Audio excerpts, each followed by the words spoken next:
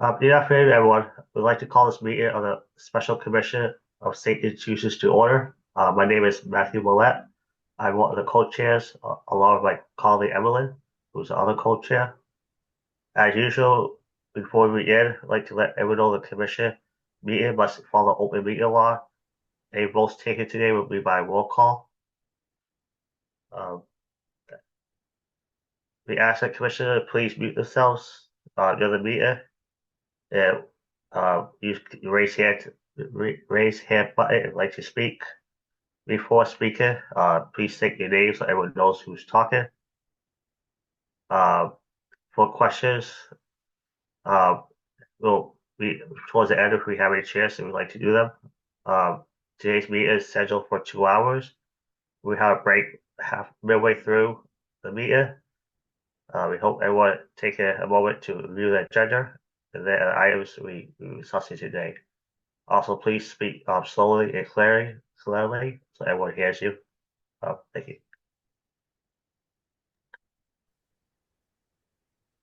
I'm Evelyn Mattel, I'm co-chair. To make sure everyone can participate, we ask the following. We have CART service support our meeting today. These are captured to help people follow the decisions. If you need help turning on the captions, please let us know. We ask that people speak at a non-rush pace and provide yourself with a brief pause for the CART transcribe to write what you have said. We ask that you speak with as few acronyms as possible. Doing so will help all participants to understand important information that is shared here. Try to remind folks of these items I just mentioned, if needed during this meeting, and to keep us on track. When we end this meeting, we will have notes made available based on what we talked about today.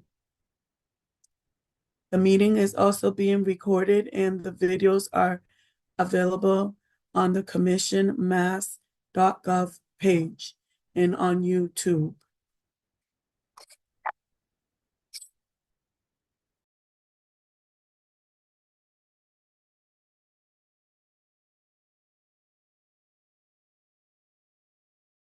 I think Matt's talking, but Matt, you're on mute.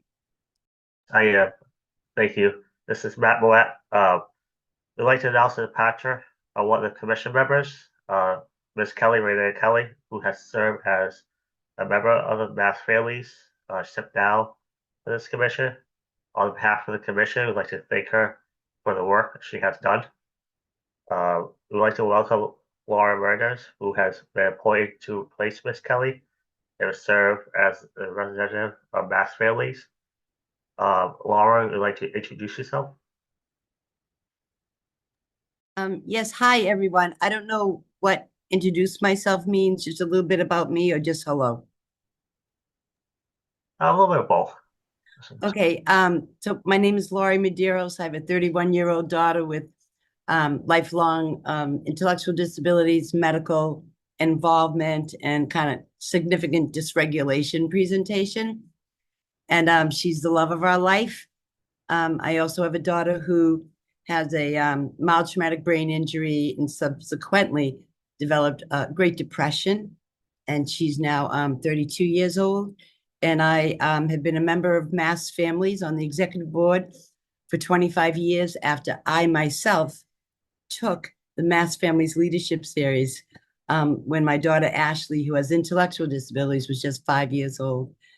And I was introduced to legislation and being able to talk to your legislators, and I've gone on to serve on the board as a pleasure representing the family voice with wonderful, wonderful stakeholder partners all across the Massachusetts. So I consider myself a pretty fortunate individual to not only have had that wonderful lived life and lived experience, but also to have the honor of representing Mass Families here today.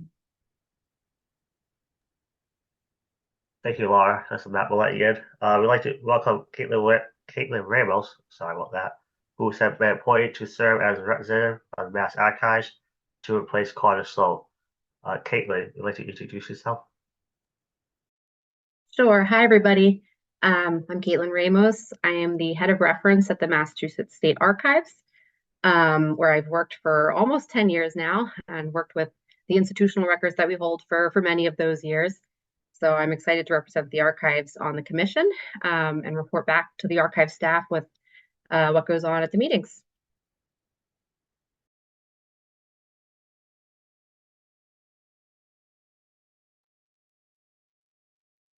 Thank you, Kathleen.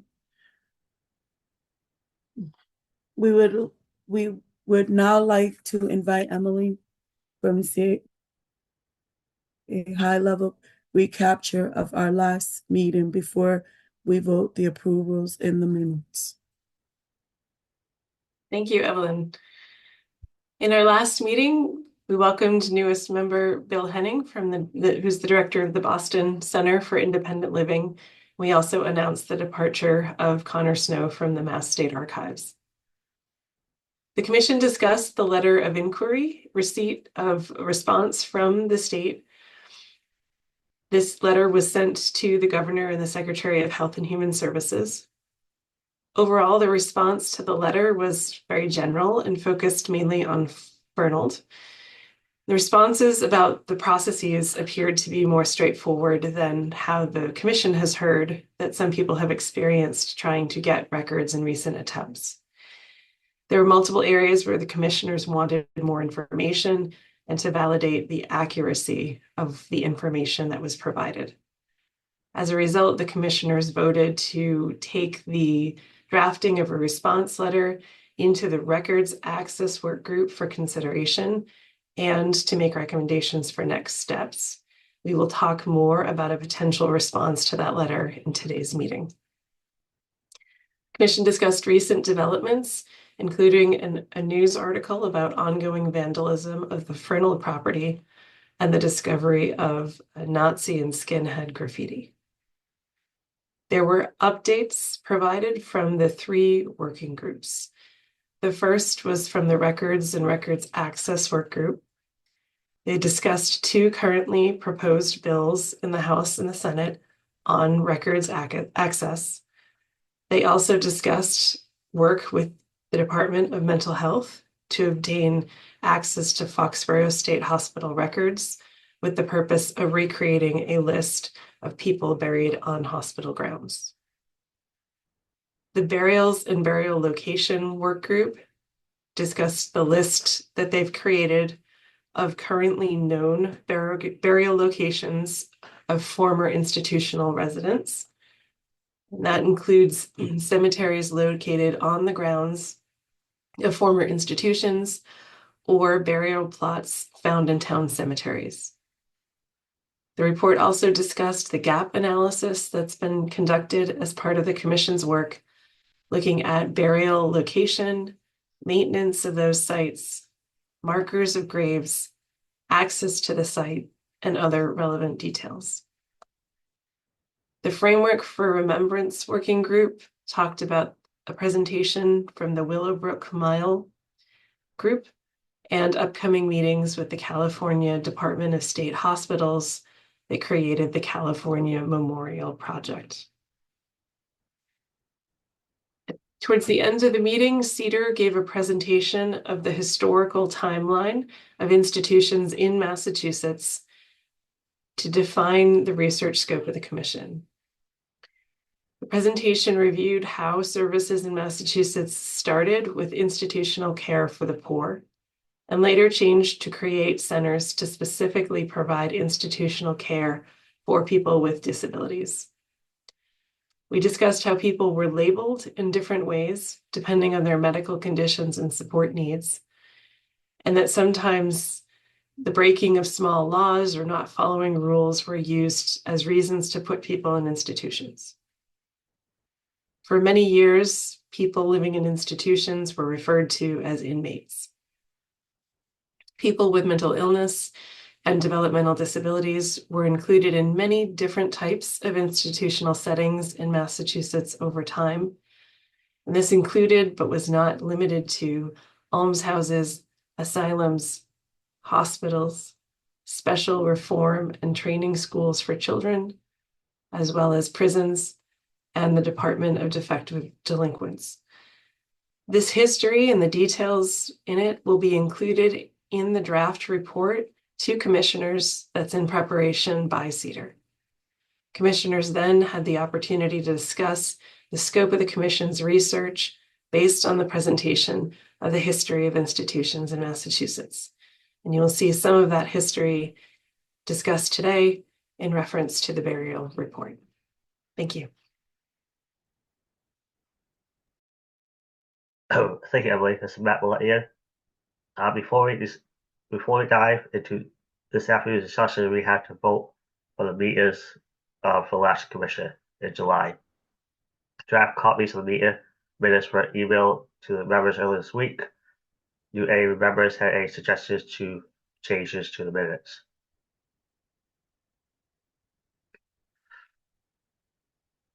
If not, we can proceed with the vote. As usual, we will conduct it by roll call vote. So everyone, please unmute yourselves. Everyone will read out the names in alphabetical order. First, do we have a motion to approve of the minutes? This is Andrew Leveralt. I'll make a motion to approve. Thank you, Andrew. Do I have a second? Bill Henning, I will second. Thank you, Bill. And now everyone will read the names in order. Elise Emeron, Hi, sorry, this is Anne from Rentham. We're still waiting for Elise to get here. So she'll be here momentarily. Kate Benson, Yes. Sister Linda Benson,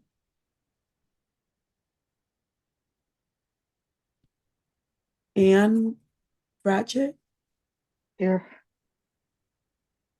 Bill Hennon, Approve. Andrew Laverde, Yes, approve. Thank you. Mary Megahone McClung, Yes. Lauren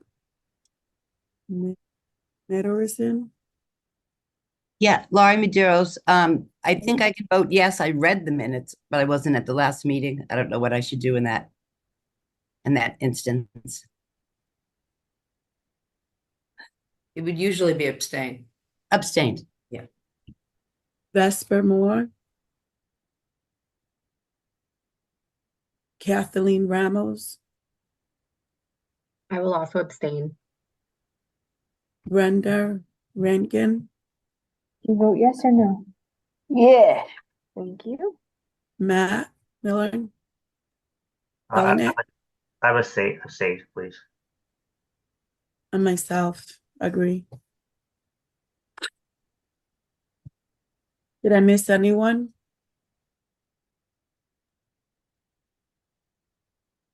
Emily, if you get two names, Reggie Clark is. He's not in yet, and Alex excused himself.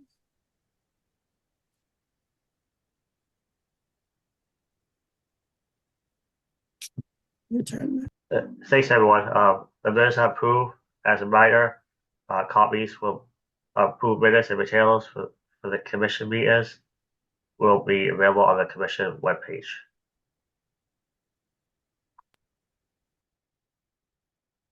The next item on the agenda is a report from the workshops.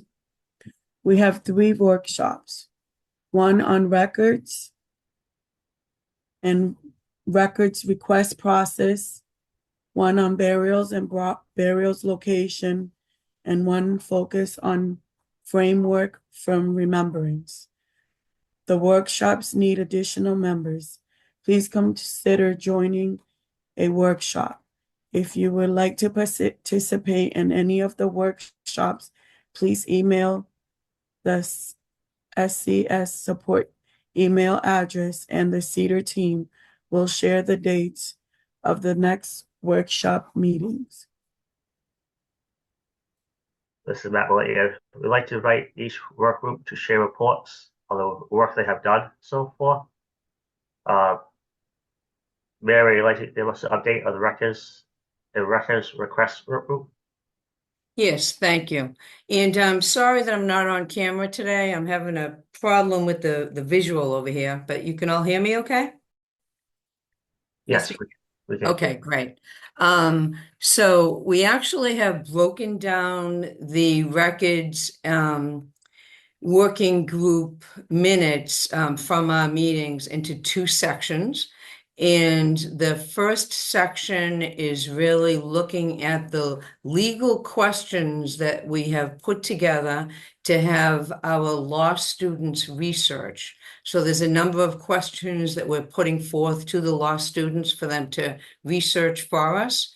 And I believe either Jennifer or someone else is going to help us out by reading those, please. Yes, thank you, Mary. This is Jennifer. The attached, sorry, the document that is up on the screen right now was sent out to commission members earlier in August.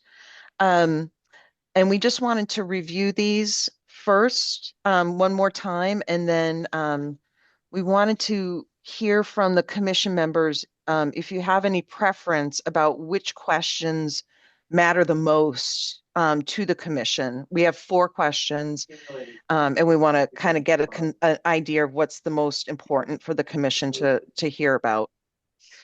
So the 4 areas that we talked about, and I'm going to summarize, I'm not going to read this. We've already sort of checked. We're not going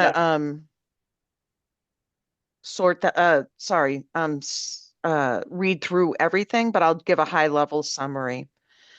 So the first question that that the work group would like the students to research is really examining the medical privacy laws from all 50 states that govern access to historic patient records, and give us a summary of when the records become public or made available to descendants and researchers, and the statute that law is based on. And we would also like the students to research the types of records which would continue to be protected permanently. So for example, things like somebody who may have a substance abuse history, or somebody who may have an HIV or AIDS diagnosis. So what types of records would be kept private? We were also wanting to, under that question, understand if there are differences in the rules, if the records are held at the state's archives versus if they're in the possession of a public agency or a private collection, like at a university. In addition, we would also want an analysis around the rules around how records are destroyed, and the regulations that put those laws, that really enact those laws. So that's really, Christine, can you scroll back up to scenario 2? There we go. Thank you. You're welcome. So that's the first question, is really, doing a comparison across all 50 states.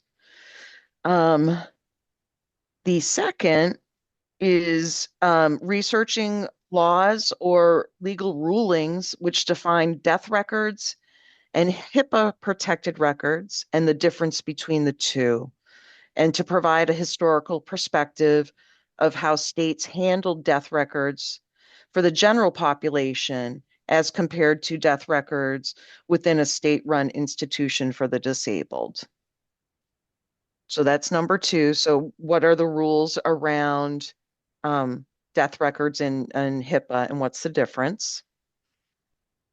The third scenario is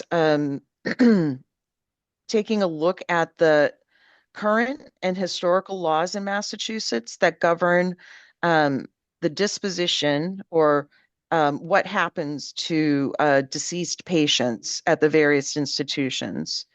And we would want to understand more about any consents or agreements that had to be put in place, or what happened to the bodies after the person was, if a person was used in part for medical science, and get a deeper understanding of about how holders of collections manage anatomical samples or human remains. So that's the third question. And then the last one is if they could provide a summary of the laws that would govern compensation to patients at institutions that were forced to perform duties that an employee would otherwise be expected to perform with a payment to do that work. So examples would be bathing, feeding, or dressing another patient on the unit that they lived in. So those are the 4 scenarios, and we wanted to hear from folks on the commission. Is there a preference about which questions matter most to have the law students work on for us? Hi, this is Caitlin Ramos from the State Archives. Mhm.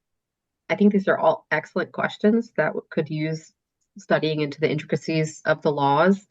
I think the first scenario, probably from my perspective, would be the most important to look into. But really, they're all very good questions.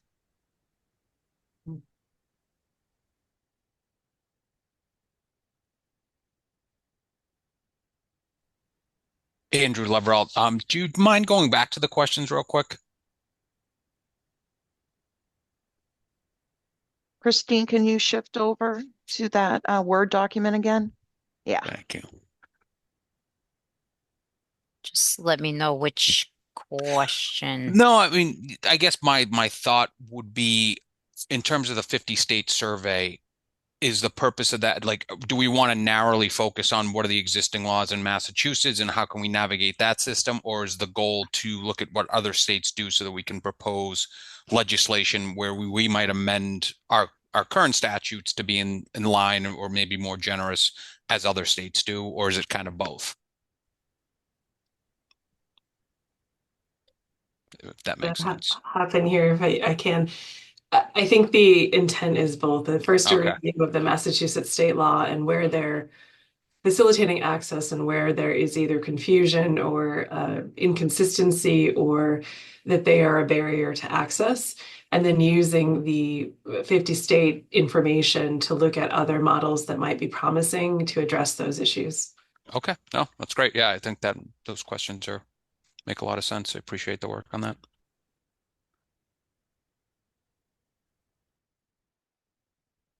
This is Bill. It would just be good to take one more glance at these quickly. I don't know if I'm not asking to reread the whole thing, just one quick review in substance again.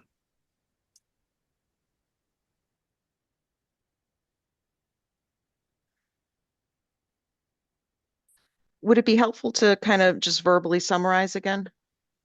Yes. Okay. So the first question is examining the state medical privacy laws from the all 50 states. The second question would be to research either laws or legal rulings that define death records and HIPAA protected records and what the difference is between the two. The third is to take a look at Massachusetts laws that govern what happens to the remains of deceased patients at different institutions, including things like consent and or for dissection or autopsy, and then how if there are collections of anatomical samples, how those are managed by the holder of the collection.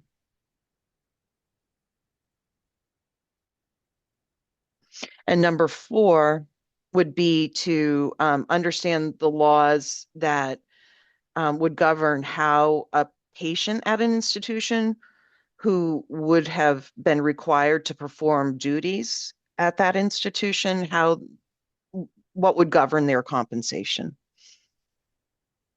And if I may just make a point of clarification to help those who might not be able to read the screen for scenario number 3, the reason we're looking at what happens to someone's body after it was used for medical science or training is because during a period of time, there were some laws in the books that either permitted or encouraged or required people who died at institutions whose bodies weren't claimed by their families to be donated to science for training medical students and other medical science purposes. So I wanted people to have that understanding of why that scenario has been put forward.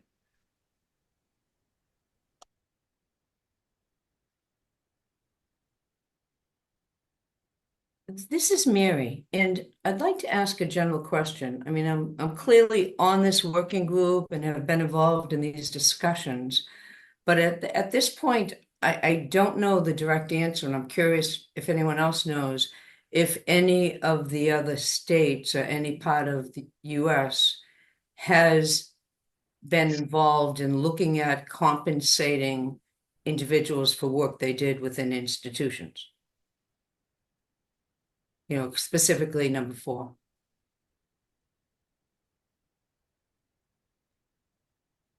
Can I ask a follow-up question to that thread? Sure. I think number 4 is pretty important as a priority because it can happen now and affect somebody right now. Right. And my question to your question, not to be challenging, is I'm not sure it makes a difference whether other states have figured out how to pay somebody who worked without compensation. I think there must be laws on the general Massachusetts under general laws that you pay somebody who's done work. If we've discovered that somebody hasn't been paid for 20, 30, or 40 years ago for the work they performed, then let's pay them, not figure out how or what other states did. I think the laws could be looked at right here in Massachusetts. If I went to work at Market Basket for 6 months and didn't get paid, there are laws in the books in Massachusetts under employment laws that I could avail myself to or cite on behalf of myself to be compensated. Right. No, yeah. And I absolutely agree with that. And the only reason it would be interesting to see if other places did it is because you can spend millions of extra dollars, but by finding out if someone else did it in a way that was quicker and faster and less expensive, then we could take advantage of the steps they put forth to get to the final point. Yes, I agree. Yeah.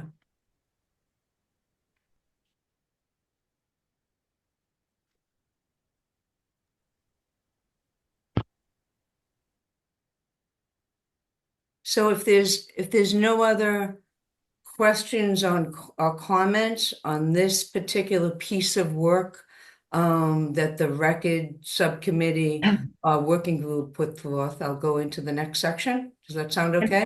Can I make another remark regarding number 2? Sure. Sorry, Laura, not to interrupt you. This is Matt Black. Can you pronounce your name first? Just say your name first. That way everyone knows. Laurie Medeiros. Don't just say this is Laurie speaking. I apologize. That way everyone knows who's speaking. Sorry. Thank you. This is Laurie Medeiros speaking. And I have a friend of mine who's on Mass Family's board member. She's now 81 years old. And her daughter was in a DDS run state institution and she passed away. And as the guardian, her and her husband notified, they ran to the hospital. And what the doctor was able to say is she had these medications in her which were not prescribed to her. So her parents asked for, records, and the department told her that as a guardian, they're entitled to medical records, but now that the daughter has deceased, they're no longer a guardian of anyone, and that they weren't entitled to those records. And her husband died before they ever got resolution on that.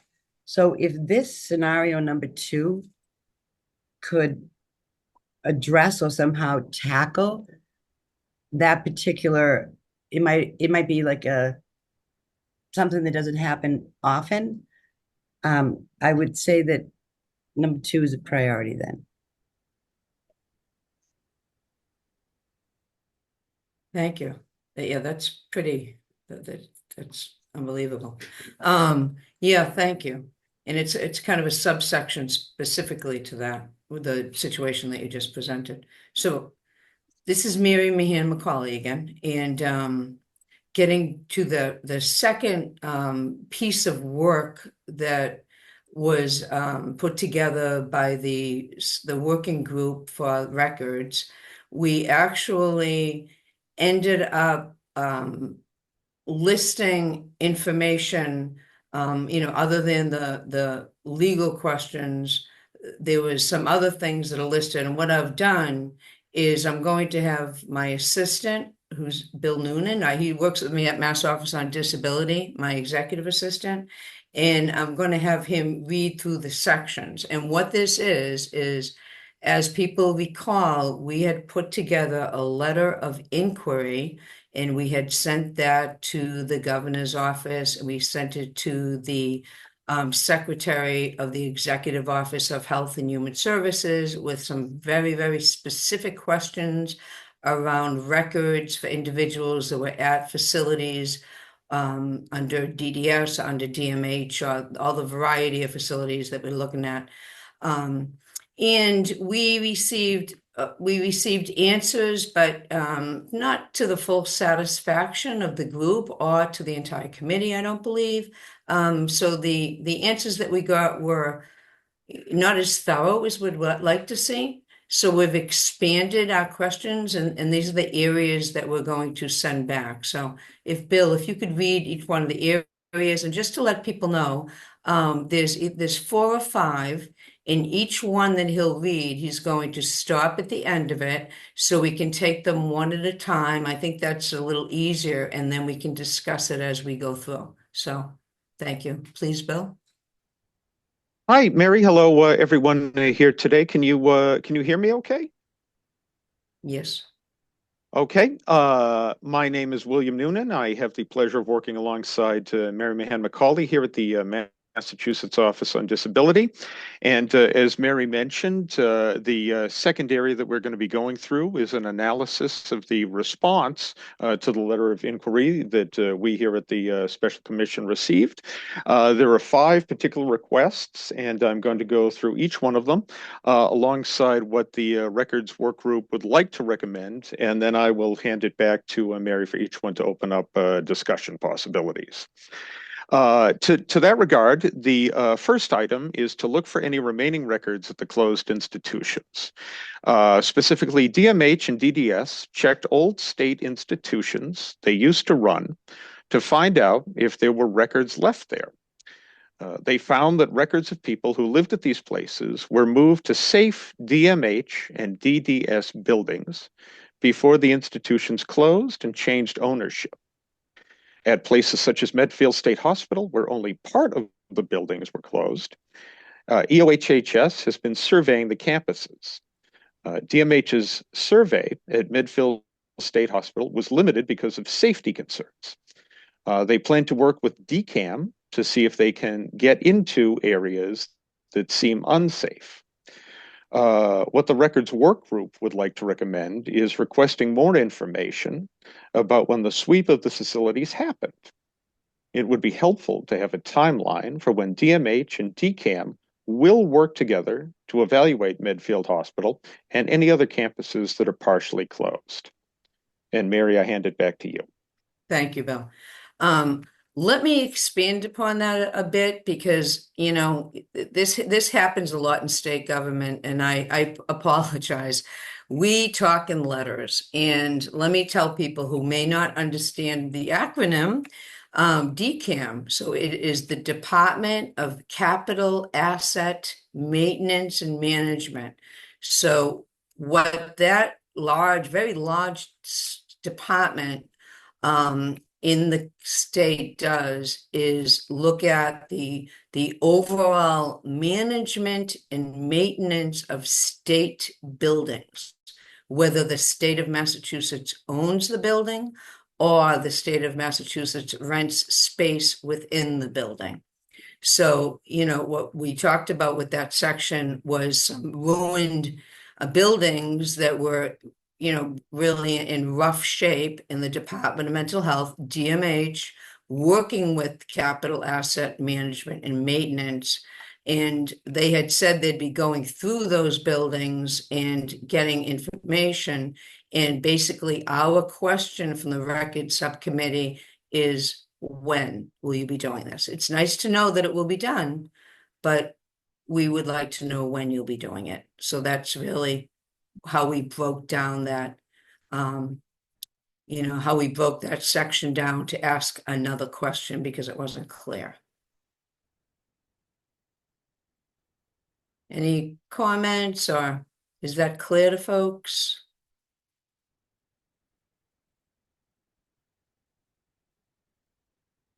Okay. Having heard nothing, I'm going to go to the second section. If you could read that, please, Bill. Thank you, Mary. This is William Noonan speaking again. The second item was to address any record security issues identified. Hey, Bill, this is Matt Blatt talking for a second. Sorry. Yes. You mind slow it down a little bit? Just slow it Oh, down. of course, Matt. I apologize. Thank you. So the second item is in regards to addressing any record security issues identified. EOHHS checked closed DMH and DDS facilities and found no record security problems with the exception of the Fernald Developmental Center. If any issues come up, DMH and DDS will handle them quickly following federal and state rules. What the records work group would like to recommend, requesting information about how records are stored in state facilities, which include Taunton, Worcester, Rentham, and the Hogan Center, as well as state office buildings. This includes DDS or DMH area offices or central offices that are currently being secured.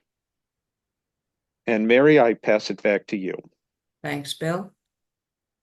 So I think, you know, that's pretty clear. You know, where are the records? How are they being stored?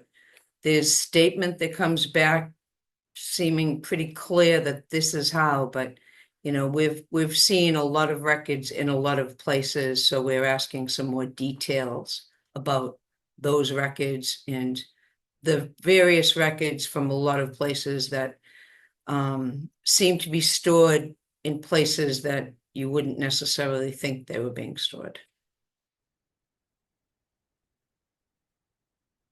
Comments, questions?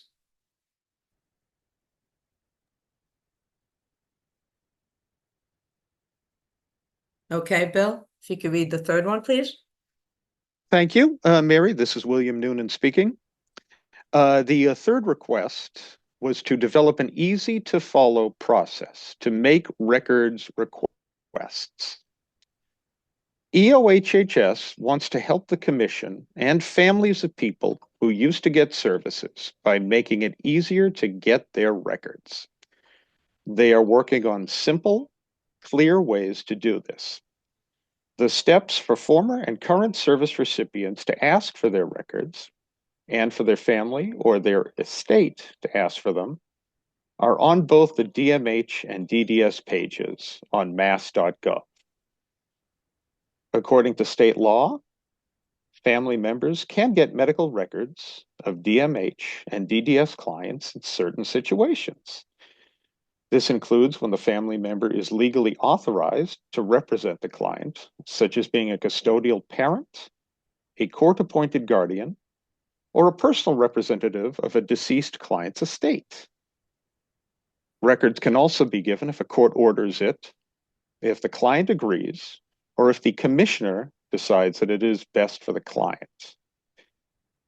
The records work group felt this response minimizes the challenges or complexities of the process to request records and would like to recommend working in partnership with DMH and DDS to analyze the barriers to records access and develop clear guidance for former patients, their families or descendants, and researchers to access available records and a uniform process across the agencies for the redaction of records, mirroring the process used by the archives.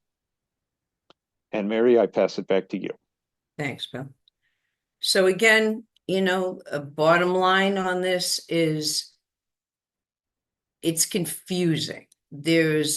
It would be much easier to have a step-by-step process in how a person would be able to receive their records, or how a loved one could receive records from a person that was deceased, if they were the executor of the estate or they were the principal party. It seems that things shift and sway a little bit in some of these processes, and it doesn't go as smoothly as it should. And the discussion is a discussion of how to make that simpler and easier, not so that people that should not get these records in their hands, but the individuals that should be able to get their own records or the records of their deceased loved ones, or possibly researchers that are doing work. What is the process? How do you do it? And can we streamline it in a very clear step-by-step process?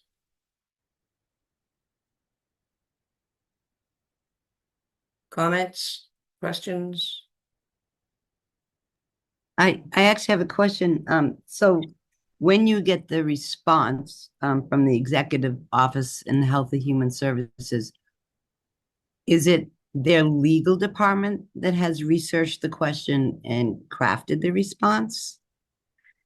With my knowledge, I've worked for the Commonwealth for 35 years, and I can't say this with complete factual assurance, but I would believe that the legal department of DMH or DDS and the legal department of the Executive Office of Health and Human Services and the GLO, which is the Governor's Legal Office, will all look very closely on any process that's put forth.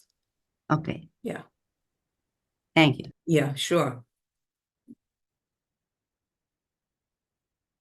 And the next one, Bill. Thank you, Mary. This is William Noonan speaking again. The fourth request is to create a clear process for how all confidential records stored and when these records are allowed to be destroyed. DMH and DDS have specific rules and procedures for handling client and patient records. Both DMH's Privacy Handbook and DDS's Privacy Handbooks outlines rules for how to handle, store, and keep confidential records. It follows state and federal laws requiring staff to protect the confidentiality of protected health information that DMH creates or keeps. Policies require taking reasonable steps to prevent accidental sharing and keeping of protected health info in secure places like locked offices or filing cabinets. DDS and DMH follows the Massachusetts statewide records retention schedule for deciding how long to keep records and how to dispose of them. A copy of the schedule can be found on the Secretary of the Commonwealth's website. The law that governs how long medical records must be kept requires a 20-year retention period. Medical records cannot be destroyed or moved to the state archives unless the Records Conservation Board, which is overseen by the Secretary of the Commonwealth, gives permission. A tracking system is used to monitor when records are removed, who takes them, and where they are kept. The Records Work Group would like to recommend requesting the official definition of what is considered, quote, medical records and what is not considered medical records. The work group would also like to understand the reason that Dever, Monson, and Foxborough records have not been sent to the archives and are stored at other state facilities. And Mary, I pass it back to you. Thanks, Bill. So the end there is really the question, what is considered medical, what is not medical, and why some specific records were not ever sent to Mass Archives. So questions, comments? So I think, is there one more? I've lost. Yes, Mary. Yes, Mary, there's one more. Okay, great. Let's hear that one, please. Very good.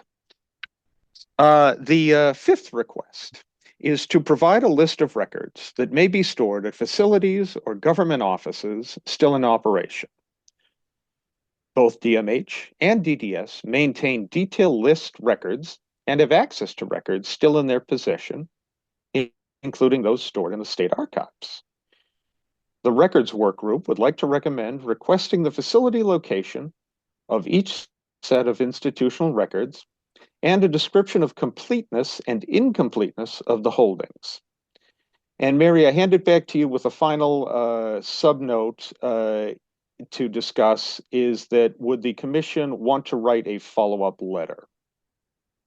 Okay. So everyone has heard the questions. We sent a letter of inquiry inquiring about things. We got answers to our inquiries, and now we have inquiries to the answers. So what do folks think? Should we put together another letter requesting this list of more detailed questions that are relevant to some of their specific answers?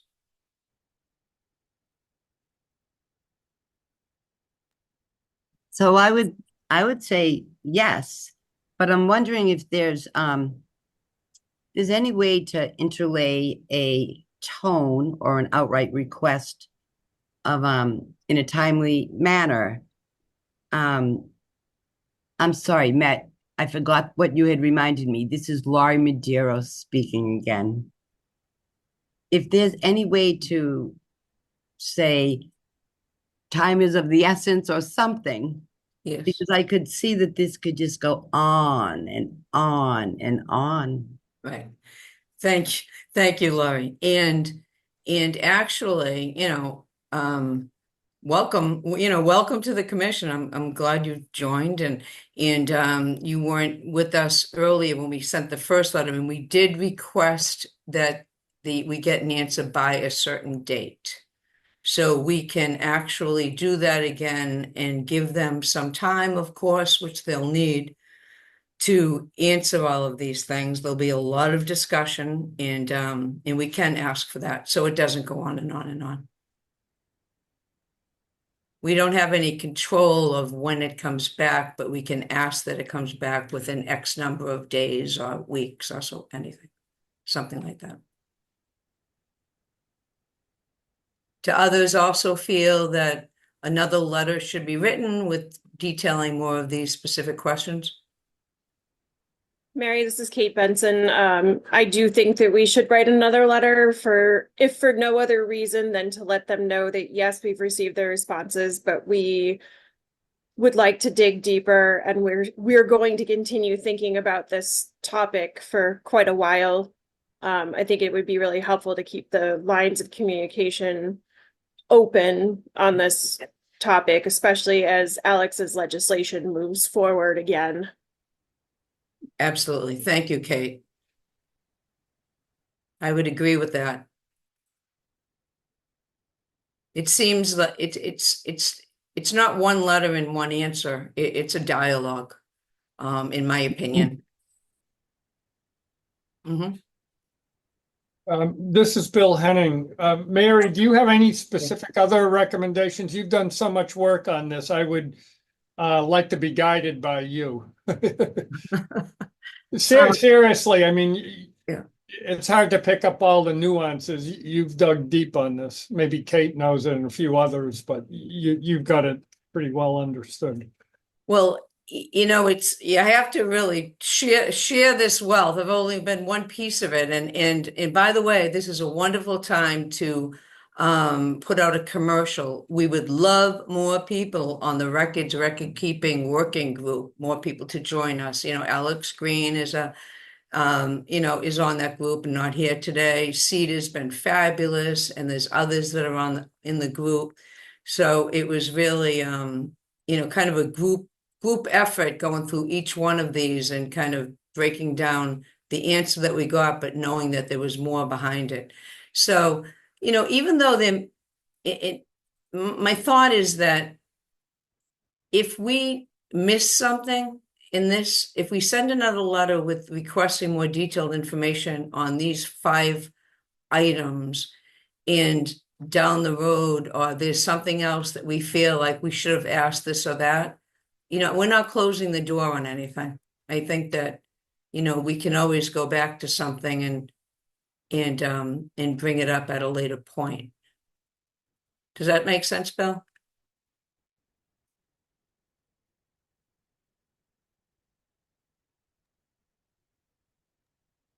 Yes, it does. I was nodding, but I realized not everyone. Oh, okay. I apologize. Yeah, Bill, I shouldn't, having known you for 2 decades, I should have figured that out quickly. My No apologies. problem. That's fine. So I think that between the questions that are going to be put forth to our law student researchers, I think there's kind of a unanimous yes, that people seem to like those questions. We'll add a little bit to one of them. And then, we'll work on a letter, or how about,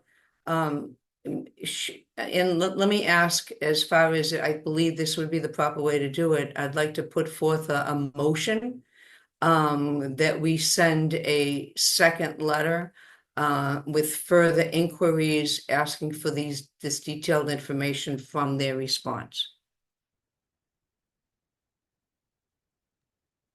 This is Kate Benson. I second that motion, Mary. Great. And should we do a roll call? So this is Matt. Actually, Kate, you'll be the first to do it, actually, I believe.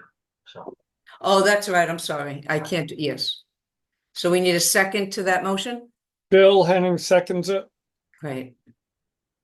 And Matt, do we need a roll call? Yes, we need a roll call. Okay. That will. Mary, if you don't mind, I'll do the roll call vote. Yes, please. Great. Elise? Yes or no, Elise? Yes. Thank you. Thank you. Kate Messer? Yes. Thank you, Kate. Sister Linda? I don't believe she's here. Reggie? I don't believe she's here. Ann?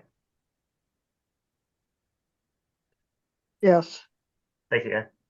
Alex is also not here. Bill? Henning? Yeah. Yes. Thank you. Andrew? Present. Thank you. Mary? Yes. Thank you. Laura? Yes. Thank you. Vesper? I don't believe it's here. Caitlin? Yes. Thank you. Brenda? Yeah. Thank you, Brenda. Myself is present. Evelyn? Yes. Thank you. The motion passed. Thank you.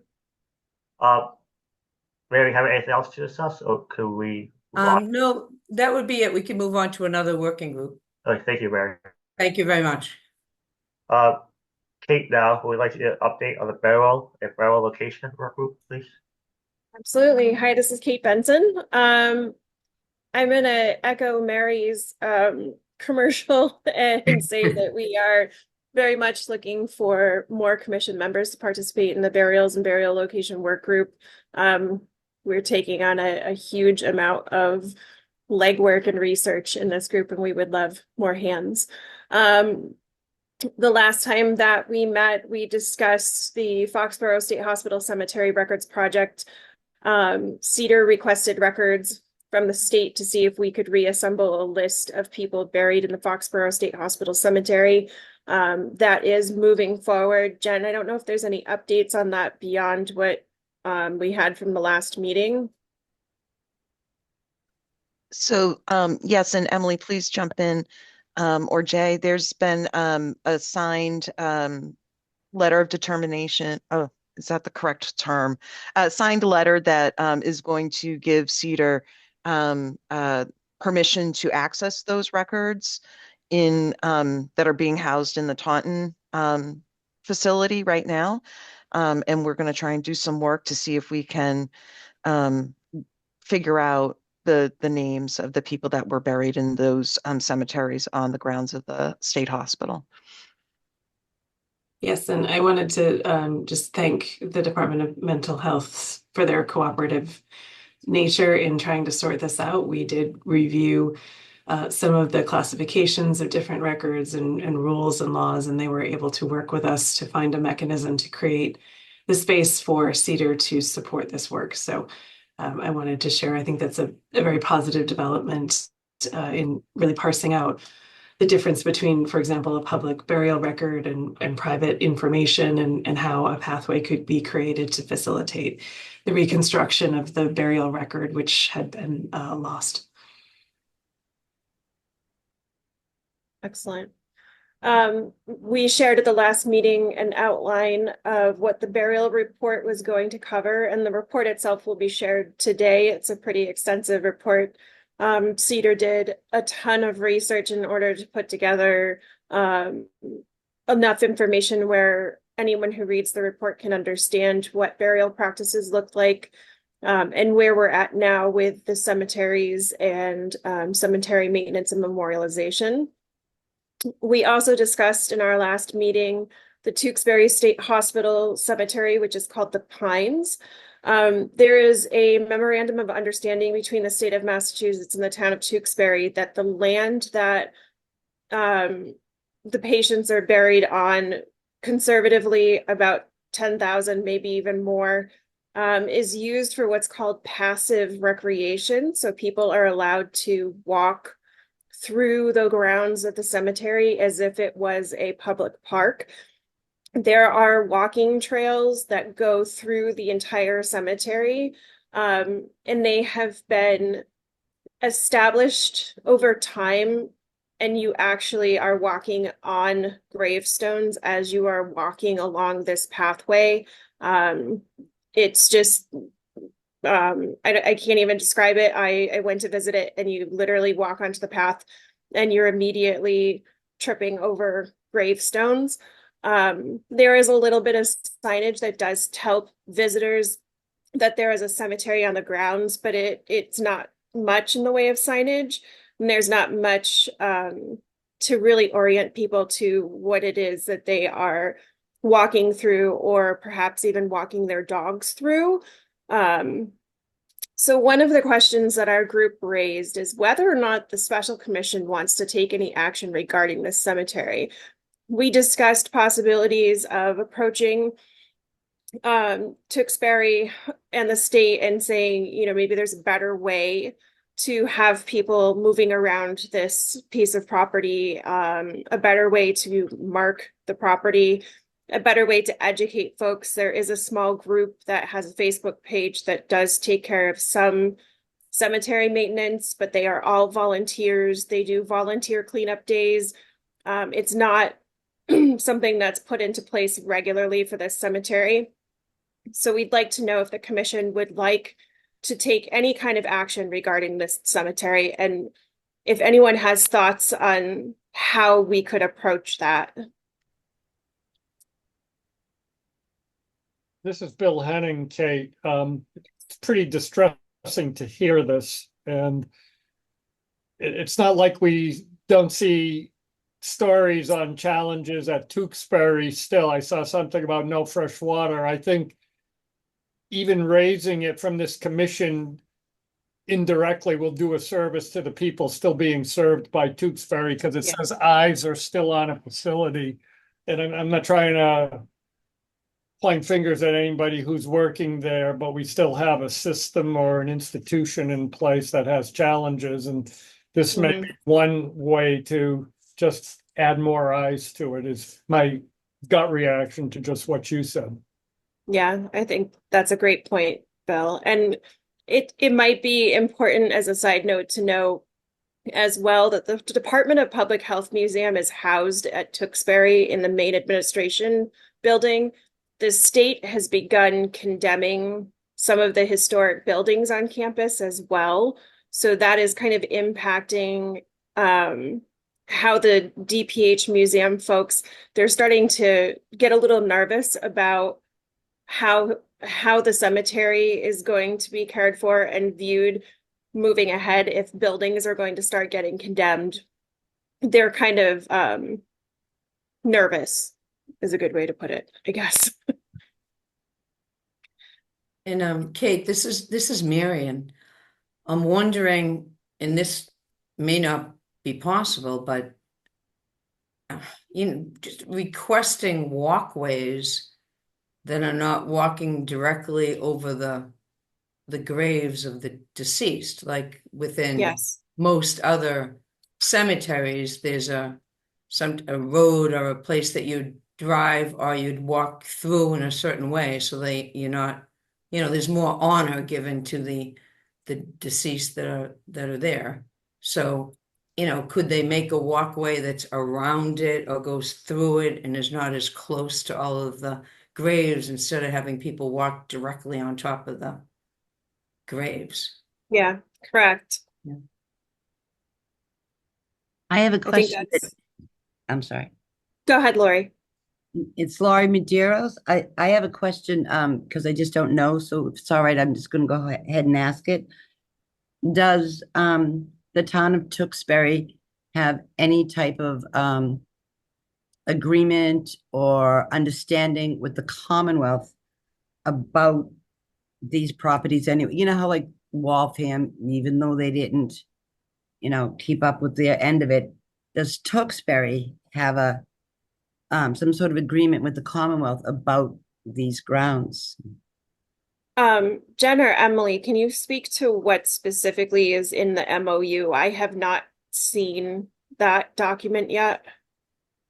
Yes, there is a memorandum of understanding, or MOU, regarding its use for a public access way, and there was also a further amendment to that. We can pull up the specific language for you and distribute it to the commission if you'd like to see it. That would be great. I think a lot of people would like to see what that looks like and what it entails. Lori, did you have any other questions? Well, other than, I follow Bill's remark that it's pretty disturbing. I'm getting emotional. I'm sorry. It's pretty disturbing. I cried when I walked through it. I've been in so many of these cemeteries, and this was the first one that really, it got me. Does anyone else have any thoughts on the commission taking action about this cemetery? Okay. All right, so it sounds like we may want to take some action and may want to think about what that action might be. So I don't think there's anything to put forward or vote on at this point.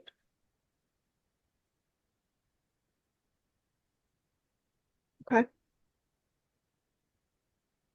Emily, it's Laurie Medeiros again. In closing this part of the conversation, I just wanted to say, I don't know if you were looking to pull up the MOU, but maybe you could, after this meeting is closed, as a follow-up, maybe you could just send that along if that's okay.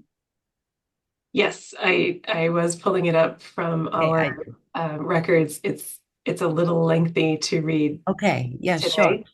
But we will make sure that we send out to the commission members both the memorandum of understanding, which is between the Department of Public Health and Tewksbury Hospital, as well as the addendum that was made to it between the two parties to allow for what is called the Bay Circuit Alliance, which is the park system. So we'll make sure you receive all that and the maps included in there as well. Okay, thank you. Because should we be going forward, it would be good to know what that understanding is as a foundation. But I 100% agree that, yeah, I'll be on that committee. You know, if I can briefly summarize it, it talks about open space requirements, minimal to no modifications of the natural landscape, making sure that there's long-term preservation of both the natural resources, the cultural resources, and agricultural resources.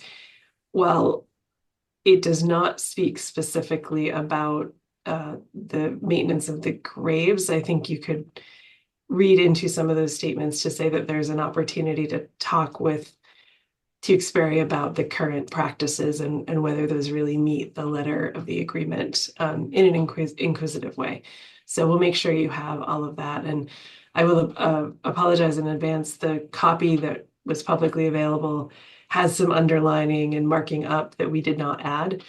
So a couple of the sections are a little challenging to read, but we'll do our best to make it as accessible as we can. Okay.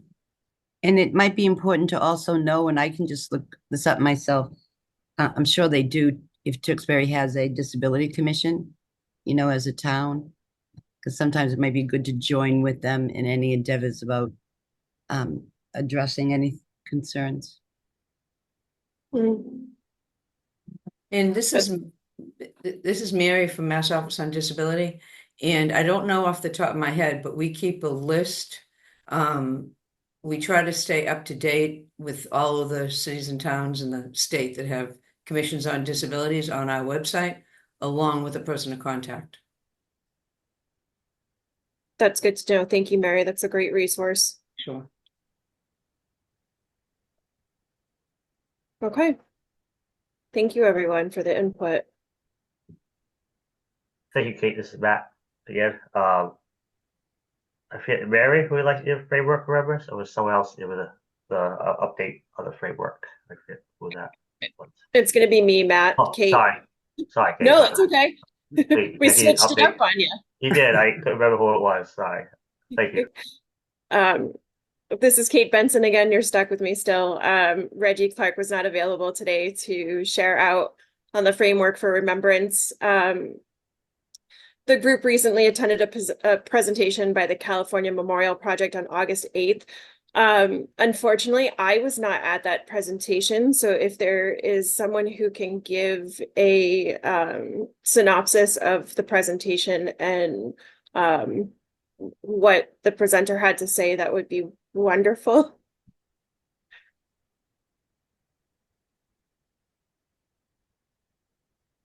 Otherwise, I can just pretend I was there.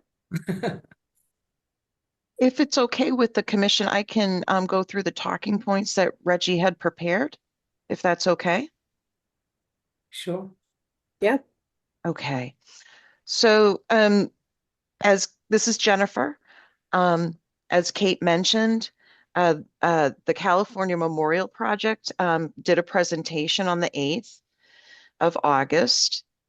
The California Memorial Project started back in 2002, and the goal of the project is to honor and respect people with mental health and developmental disabilities who lived and died in California state institutions. And Disability Rights California and the Peer Self-Advocacy Program supports this project. They worked with their state senators on a Senate bill to start the project, and they made a team of different state agencies and disability groups, which helped communities set up remembrance events at the various institutions across the state, as well as do fix-ups of different cemeteries. The team raised money and applied for grants to build memorials, and the state also gave some money to build memorials.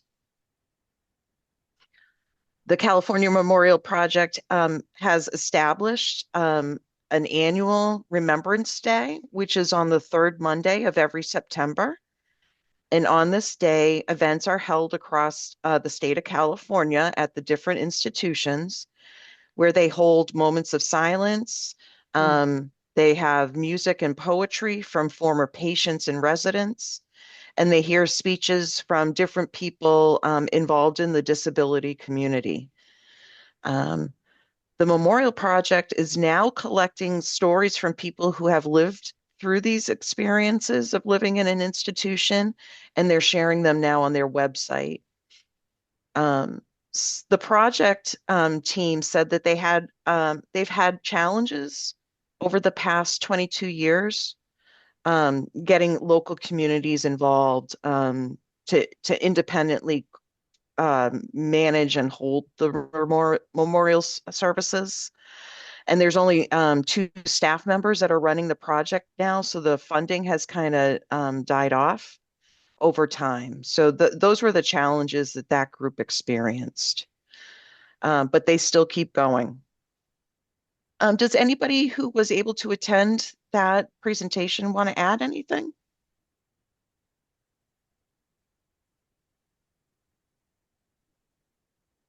Okay. That was the talking points that Reggie had for the California Memorial Project. Excellent. To add to our information gathering, the group is going to be talking with Pat Deegan from the Danvers State Memorial Committee on September 25th. Pat was instrumental in memorializing the Danvers State Hospital Cemetery in the 90s. We revived the Memorial Committee in, probably about 10 years ago, and we're able to get funding from the Department of Mental Health and from Danvers to create a memorial on the hill where Danvers State Hospital used to be, and there's now a condo complex. The memorial it's very large, it's very informative, it's absolutely beautiful. They did a wonderful job, and Pat's work as a peer support specialist is unparalleled. She's a wonderful resource. And that's going to be an excellent talk to have with her. Does anyone have any questions?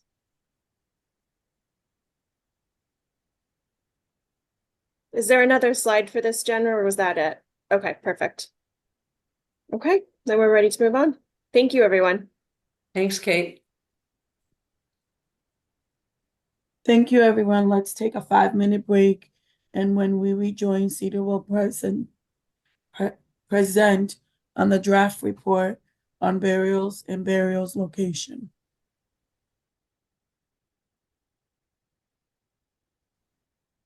We could regroup again. I'm sorry, this is Jennifer. Could we regroup at 3:55? Yes.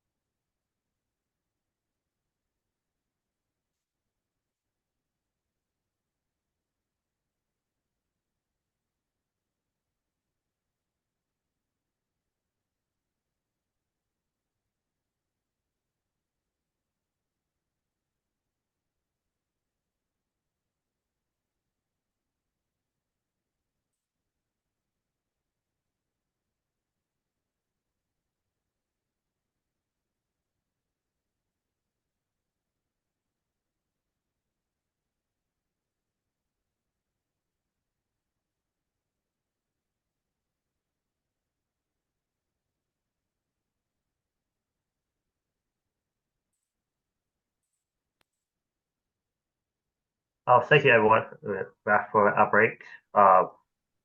Next, we'd like to ask Sia to lead the session regarding the first draft of the report they have been working on for us.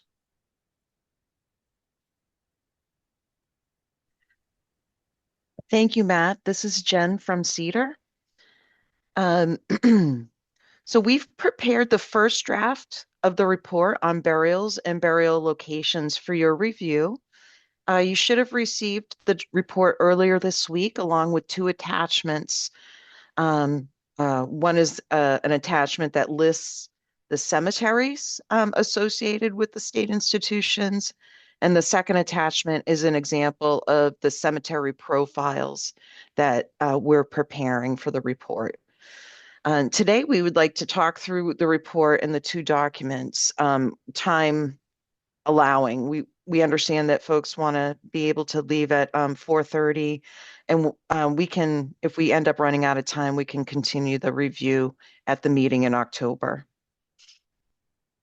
So we've put some slides together and we'd like to walk through. We did break it into sections of the report, and we're going to pause for feedback or questions at each, sorry. We're going to pause for feedback or questions, but you can also send feedback to us through the SCSI email if you'd prefer to do that. Next slide. I do want to, again, just kind of warn you about some of the terms used in this report.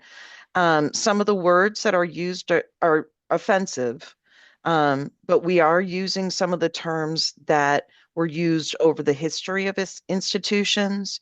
So for example, it was common to refer to people who lived in a state institution as an inmate. So that's an example. Next slide, please. So these are the sections of the report, and we are going to cover burial of the poor, burial of people living in institutions, deceased inmates, funding of burials, death record laws, cemeteries, and then areas for additional research.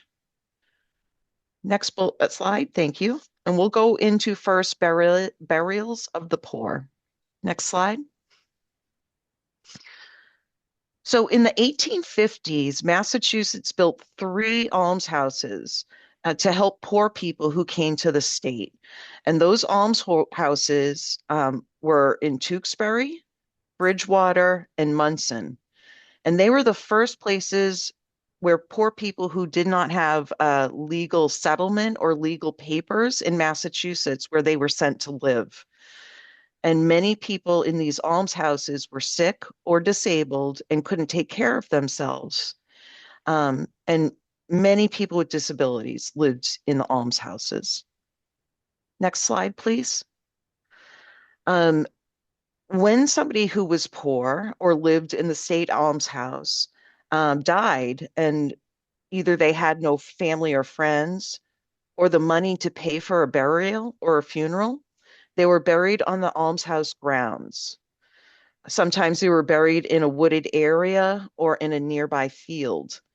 And other times they were buried in a special part of the town cemetery called a potter's field, and sometimes called a pauper cemetery.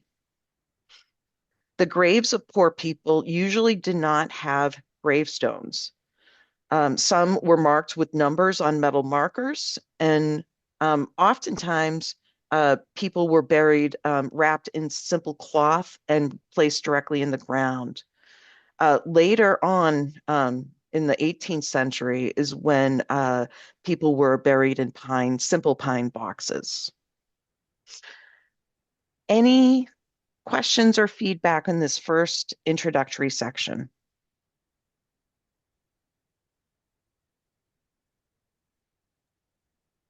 Hi, this is Matt. I just like question feedback will be, what is almshouses? Should we describe what that is? Does people know what that is? What an almshouse is? Yeah, because that is a very old distress system. So that'd be my question or comment. Okay.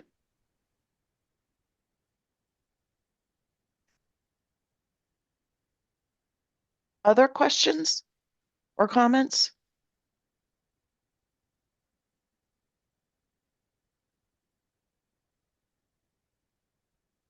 Okay, thank you, Matt. Let's move on to the next section, which is burial of people living in institutions. So this, at each of the institutions, there was a chaplain, right? Kind of like a priest or somebody who was in charge of religious services at the institution. And they often had a small chapel on the grounds. And the chaplain was responsible for providing spiritual care and support to the people living there. And that's actually well documented in the annual reports from the state institutions. And the chaplains would often tend to people who are sick or dying. And they may say special prayers or provide last rites. Next slide, please. When somebody who lived in a state institution died, obviously they, as we just talked about, the institutions may buy plots from town cemeteries, or they may have had a cemetery built somewhere on the grounds.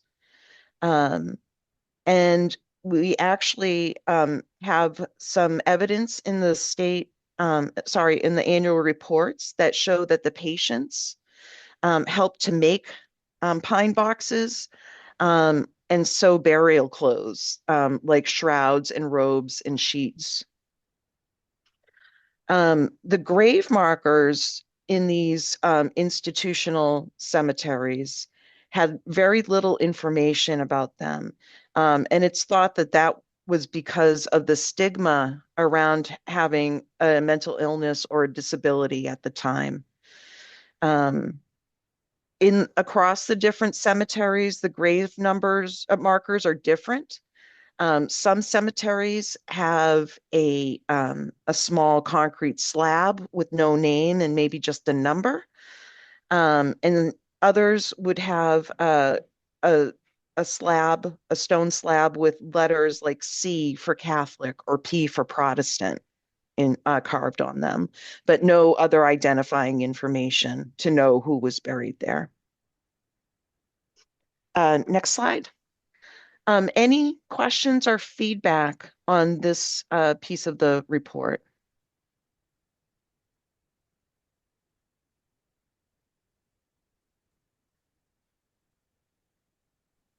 Yes, this Oh, is, hi, thank you, Jen. This is Mary. I'm curious if you know,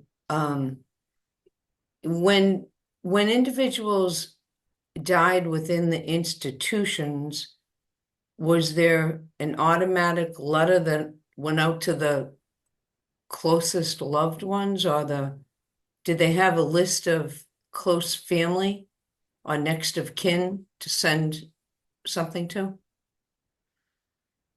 Yes. And we're going to talk a little bit about that when we talk about autopsies. Oh, okay. But yes, there would have been a list of contacts or next of kin available. But my understanding from what I've researched is that the family notification was inconsistent, or there was variability across the different institutions. Right.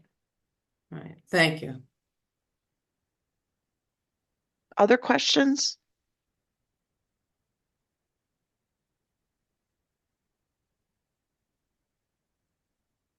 Okay. Let's go to the next slide. And actually, we're going to turn the presentation over to Christine. Thank you, Jen. Good afternoon, everyone. This is Christine Roa, and I'll be presenting the section on deceased inmates. If someone in the institution had family or friends who could pay for their burial, those people could take the body and choose a funeral director to handle everything. The family could also decide where to bury the person, their relative.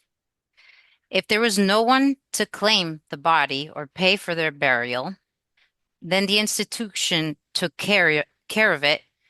And we actually have a quote from one of the first annual reports from Taunton that described patients that died being taken by their families for burial, and those that did not have family or money that were buried on the grounds of the hospital. In 1931, a new bill was proposed to help families pay for the burial of their relatives in institutions, but it's not clear what happened with that bill.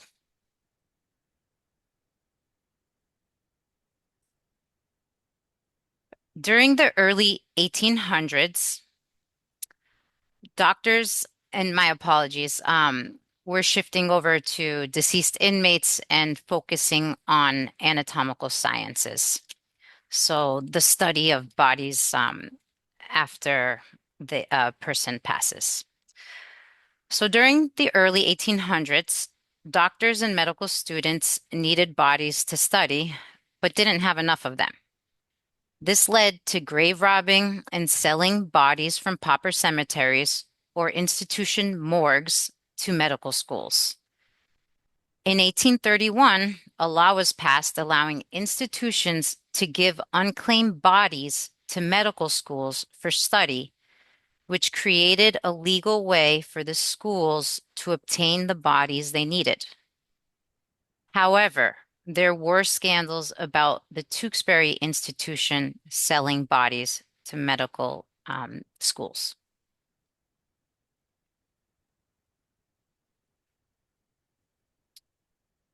In 1921, Massachusetts passed a law called the Promotion of Anatomical Science.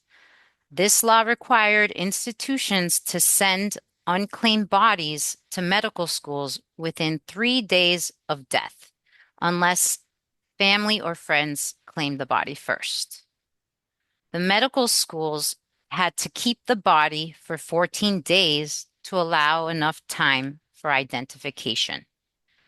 They also had to promise that the body would be used properly and buried decently. This law is still in effect today, but does not apply to veterans who live at one of the state-run soldiers' homes. Are there any questions or feedback on this subject? This is Mary. Was that 1831? 1931. It was 1931. Okay, thank you. Yes, you're welcome. This is Laurie Medeiros. How would an individual who would be considered disabled actually give their consent? I mean, you know, I'm not actually asking you the question. I'm just wondering out loud. You know, my daughter couldn't give consent. She wouldn't know what the question meant. You know what I mean? Right. Well, there's some legal, this is Emily Lauer from Cedar, just hoping to clarify a little bit here. So if the person had a legal guardian appointed, they would not be able to give consent, but they would be able to give what's called assent, meaning that there's an agreement, but it's not legally binding. The consent would have to come from a legally appointed guardian if they're under guardianship. If they were not under guardianship, they could consent themselves. But I think you can see with this process, it essentially you have to take the initiative to opt out of it, and otherwise the historic laws would have applied. And for those who were not claimed by family or by friends where that was permitted for a period of time, it became one of the default options.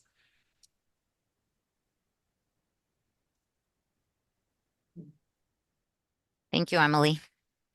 Does anyone else have any questions or comments? Okay, I'm going to move on. Okay, so this slide focuses on deceased inmates and in-house autopsies. So many state hospitals had pathology departments that performed autopsies on dead bodies to gather data and confirm causes of death. The law requires next of kin to give consent to conduct an autopsy, but are some examples from the annual reports that the pathologist, the doctor that conducted the autopsies, wanting to get rid of the consent requirement and advocated for their ability to conduct an autopsy on any deceased inmate that they chose.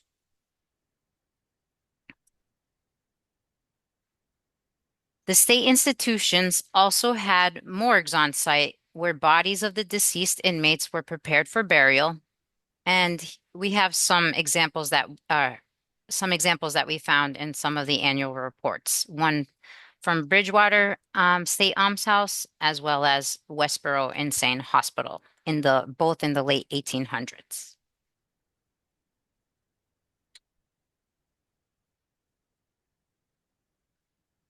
Does anyone have any questions or feedback on those two subtopics on deceased inmates, on in-house autopsies, or the in-house morgue?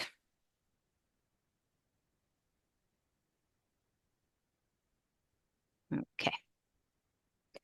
Going to continue. So the next topic is funding of burials.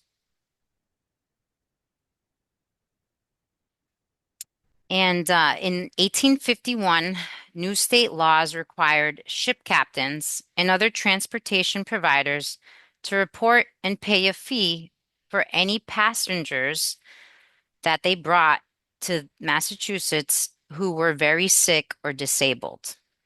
If one of these passengers got sick and died within 10 years of their arrival, and the captain hadn't paid the fee, then the captain would have been fined a $500 penalty, and they would also have to cover the burial costs of that person.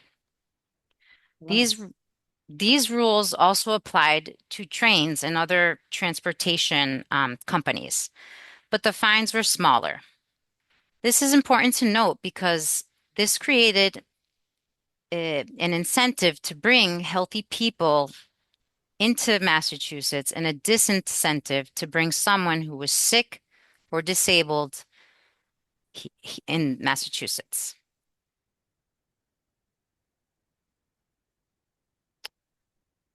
The state also had rules for paying for burials. If someone lived in Massachusetts in a town or city, that town had to cover the burial costs. If the person didn't live there, then their family had to pay. However, if there was no family or if the family couldn't pay, the state would give the institution $5 to bury people over 12 years old and $2.50 for those under that age of 12. In 1867, this amount increased to $10 for people over 12 and $5 for those under the age of 12. Are there any questions or comments regarding the funding of burials? This is Matt. The question I have, how accurate were the records of like the fines and stuff? Is there a record of that? Like charge of boat captains and stuff? Or like So this is Christine Roa speaking. In our research, we found laws that specified these fines and the conditions and the requirements of ship masters and other transportation companies with respect to individuals that they were bringing to the state that were either very sick or had a significant disability. This is Laurie Medeiros, Christina. Oh, sorry, my video is off. Sorry. No worries. You made a comment, something about there was incentive to just bring healthy people, to Massachusetts. I think the opposite may also be surmised, that there was a incentive not to report when somebody died or became disabled on their journey, or was found to have a disability, but maybe they were baby wrapped in a blanket. You know what I mean? I think there was probably another end of that clearly wouldn't be in any findings or report, but I could imagine. It's a good point. Thank you. And this is Mary. I'm just curious. This is all fascinating. So the captains of the ships, when they were bringing people into Massachusetts that were ill or disabled and had to pay that fine, were they coming from another country, or even if a ship came from another part of the United States, was it also true, or just if it came from another country? I would have to look back at the research to confirm that, but Okay. it just specified shipmaster. Right. All right, thanks. You're welcome. Any other questions or feedback? Okay, if not, then I'll be turning the presentation back over to Jen. Thank you, everyone. Thank you, Christine. I'm going to talk now about, this is Jen from Cedar. I'm going to talk now about death record laws. Can you go to the next slide? Okay. So in the mid 1800s, Massachusetts made it mandatory to keep records of births, deaths, and marriages. And each year, certified copies of these records had to be sent to the Secretary of State. The laws explained what needed to be on a death certificate and also set fees for burial permits and certificates of the cause of death. There were fines that would be handed out if a death wasn't reported correctly. The almshouse, their reporting was different. Their reporting had to go, of deaths had to go directly to the Secretary of State.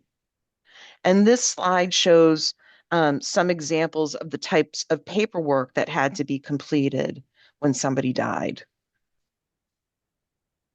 Next slide, please.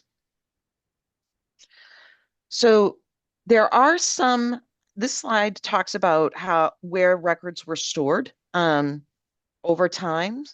So records of deaths that happened before the year 1841, those were kept at the town or city level. Records between 1841 and 1910 exist both at the local level, at that town or city, but also at the state level for most vital records. And then after 1910, vital records remained at the municipal clerk's office or the town clerk's office, and at the Registry of Vital Records and Statistics. So what's important to understand here is that it can be very difficult to find records before 1841 that were kept at the town level. They could have disappeared or been damaged or lost over time. Next slide. Any questions or feedback? Hi, this is Caitlin Ramos from the State Archives. I actually have a correction to make on that information. Okay. So State Archives actually has birth, marriage, and death records from 1841 through 1930. To 1930. Okay, great. Yeah, so the records are always reported at the municipal level. And if there's no disaster or records are lost, the city clerk's offices would retain their original copies. But yes, the State Archives has state copies from 1841 to 1930, and we do receive them in 5-year intervals from the Registry of Vital Records. So yeah, right now the Registry of Vital Records has the state copies from 1931 to the present. Okay. Thank you for the clarification, Caitlin. Sure. Other questions or comments? Okay, why don't we move on to the next slide? And we'll talk a little bit about cemeteries. And I'm watching the time, everybody. We don't have much more left of the presentation. So the next slide, please. Okay, so during the late 1800s, early 1900s, there were big outbreaks of diseases in Massachusetts, like typhoid fever in the 1890s, diphtheria, and the Spanish flu in 1918. And these epidemics caused many deaths in the institutions. Because so many people were dying, including those from the towns surrounding the institutions, many towns asked the institutions to start creating their own cemeteries to handle all the burials. And this slide shows the examples we found from the state institutions where they had to stop using the town cemetery. And we have examples of Worcester State Hospital, Medfield State Hospital, and Fernald, which was formerly known as the Massachusetts School for Feeble-Minded.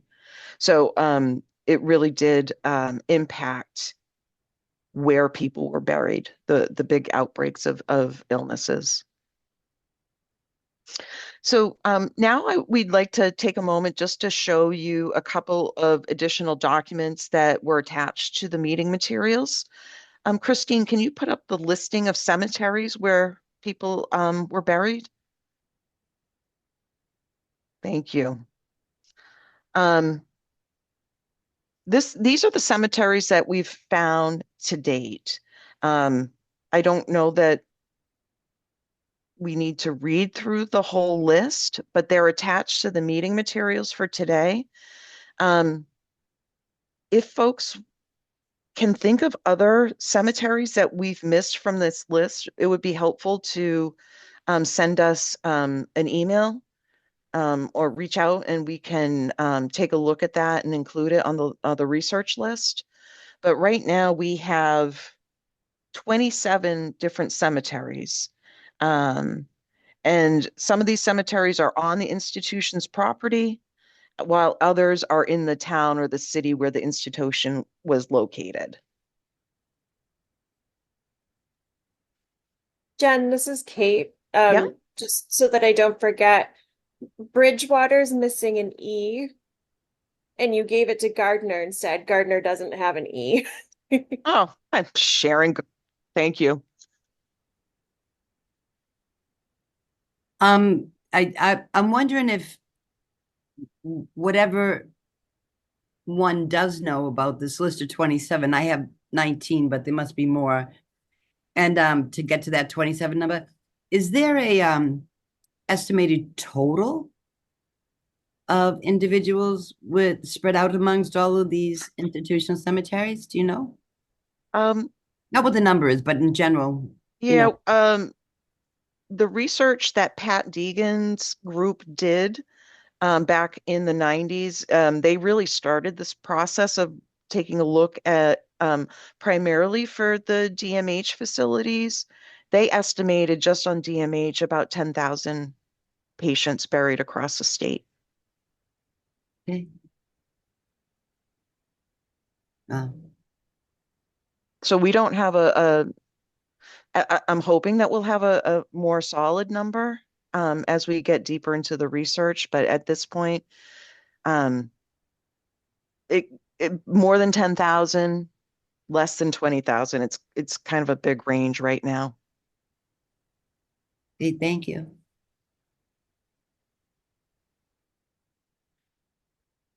Okay. The next thing I wanted to just show you briefly is an example of one of the cemetery profiles that we're developing. And this is based on the gap analysis that we shared in previous commission meetings that was created by the burials work group. In your packet, you received an example of Northampton and Tewksbury. We're going to just show you Northampton because there's a lot of research into that particular hospital cemetery. And it's well documented in the preservation guidelines for historic burial grounds and cemeteries that Mass Department of Conservation and Recreation prepared. So this is just an example of how a profile of the hospital cemeteries will look. And we talk about, is the hospital known by different names, where it's located? We're including things like, was it an institutional cemetery or was that a public cemetery? Information about how many people are estimated to be buried there. Description of the cemetery, who owns it or manages it. And we talk about the condition of the cemetery and the condition of the grave sites. And that actually goes on to a second page, Christine, if you want to scroll down. And then we talk a little bit about the cemetery conditions over time. We talk about, has there been vandalism evident on the grounds? And then, we included the piece about unmarked graves specifically for Northampton because they've done quite a bit of research on the grounds to confirm where people were buried. So that's just an example of what we're hoping to prepare for each of the cemeteries associated with any of these institutions. So any questions or feedback? So this is Laurie Medeiros again. It makes me wonder, under Chapter 113, laws permitting citizens who died in state hospitals to be sent as cadavers to medical schools, so they won't be in the count at the cemetery. So that's a great point, Lori. This is Jen again. We are meeting with the anatomical sciences group at Harvard. There is a cemetery in Tewksbury called Pine Hill, where bodies of people who donated their bodies to science are buried, and it's managed by Harvard, Tufts, BC, and UMass, or BU and UMass medical schools.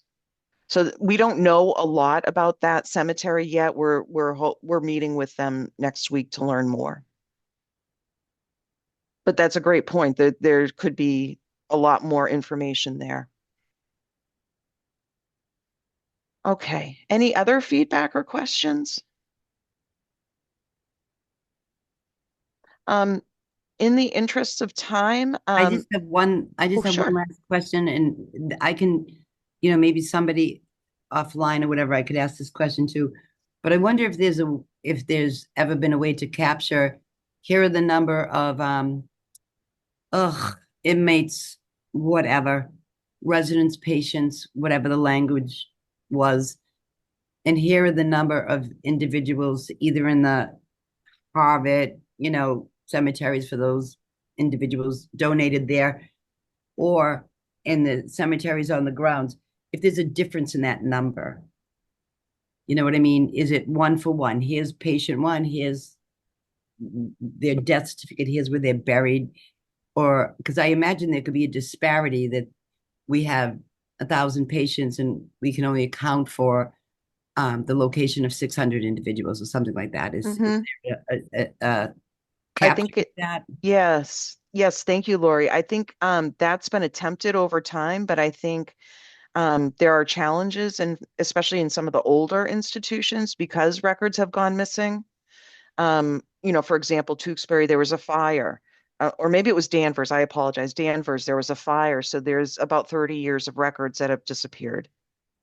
So yeah, I don't know that we'll ever be able to do a one-for-one. Emily, do you have your hand up? I just also want to comment related to Lori's question. So in many cases, family members were able to receive the bodies of their loved ones and bury them in family plots or local plots. And so I'm not sure how well we could reconstruct that course, the match, unless we also had the information about who was released to their family for burial. Yeah, I think that's an important clarification. This is Jennifer again, that really these are the people who did not have the means or the family to bury them elsewhere. Okay. Does the commission want to just hear the last piece around the future research that we have, or should I hold that to the next meeting? Sorry, this is Matt. I think hold on to the next meeting because all I've got this behind past 4:30. So Okay. please, if that's Well, okay. thank you. Thank you for giving us time to present on the report. Could I just add one thing, and this is Mary?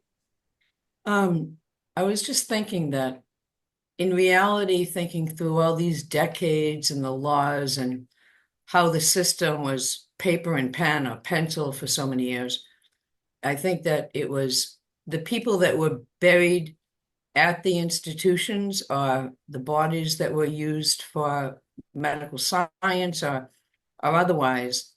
It was the individuals that didn't have family and didn't have the means for private burial, but it was also the people who they didn't have a current address for the family. The clerk didn't write a letter to the family because the clerk wasn't doing their job properly. Or, there's so many other factors that could have been involved in not locating a family or trying to locate a family or whatever the case may have been.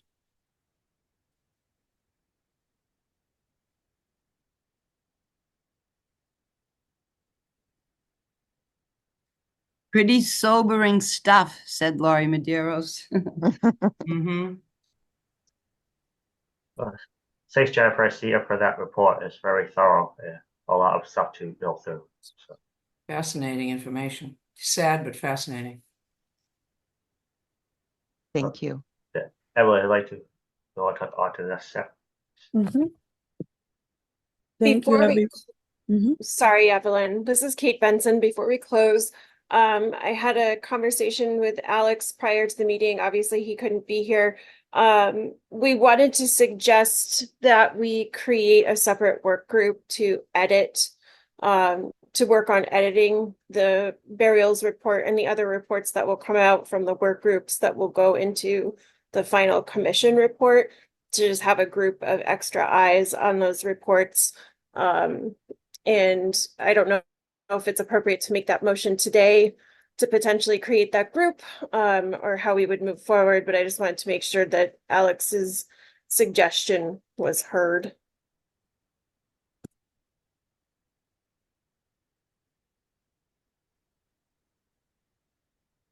This is Andrew Leverell. I think we only have one additional meeting, correct, in October to review the potential. Or am I confusing that with another commission? I apologize. Actually, this is Matt. We actually had two. We had one October 17th and November 14th, I believe. Okay. Then we have a hold for December 4th in case we need it the 3rd. So. Okay, I just didn't want to make sure if we table this for another meeting that we weren't bumping up against any hard deadlines. No, we have. Okay. We can't. That's why, is the July meeting we set up a meeting each month because there's a lot of information coming out right now. So. Okay. All right. Thank you. This is Matt. Yes, do we need a motion to, or can we just create the work group ourselves? Like have CF set up the email asking for volunteers.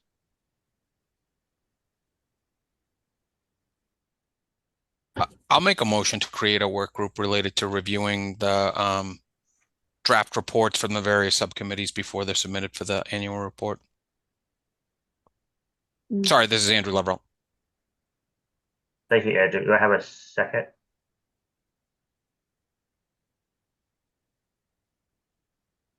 This is Laurie Maderos. I second that. Thank you. We'll do a roll call vote then on whether or not to create a work group for the meters. Sorry, I said that wrong. So, I would like to read the names for the roll call, please. Please. I think they're left. Kate, Yes. Ann,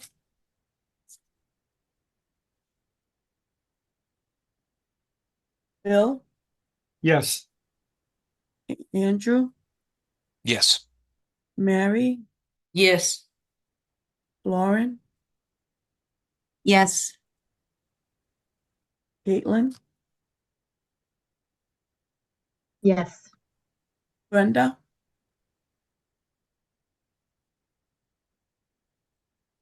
Matt, Yes.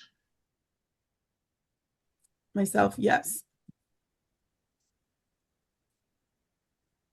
So the work group is created. CETA will email out people to ask to join the work group, or if you want to join the work group, please email CETA to do that.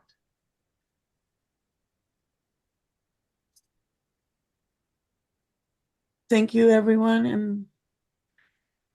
And in our final minutes, we want to remind everyone that we have a scheduled meeting, next full commission meeting for Thursday, October 17th at 2:30. Does that work for everyone? Yes. Yes. Yeah.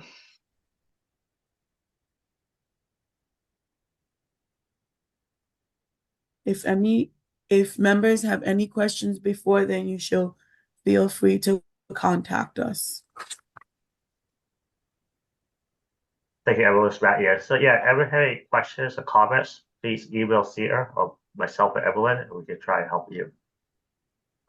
If no other items to discuss today, we can vote to adjourn. Okay. Motion to adjourn? Yes, please. Can I have a first? Laura, thank you. Can I have a second, please? I'll second Andrew Leverell. Thank you, Andrew. Evelyn, do the roll call vote, please, to join the meeting. Elise? No, she's not. Kate? Yes. Ann? Yes. Bill? Yes. Andrew? Yes. Mary? Yes. Lauren? Yes. Caitlin? Yes. Brenda? Matt? Yes. And myself, yes. Have a Thank nice you. evening. Thank you, everyone. The meeting is adjourned. We'll see you on October 17th. If not before that, in the work group. Have a nice day. Thank you, everyone. Take care. Thank you. Take care. Bye, everyone.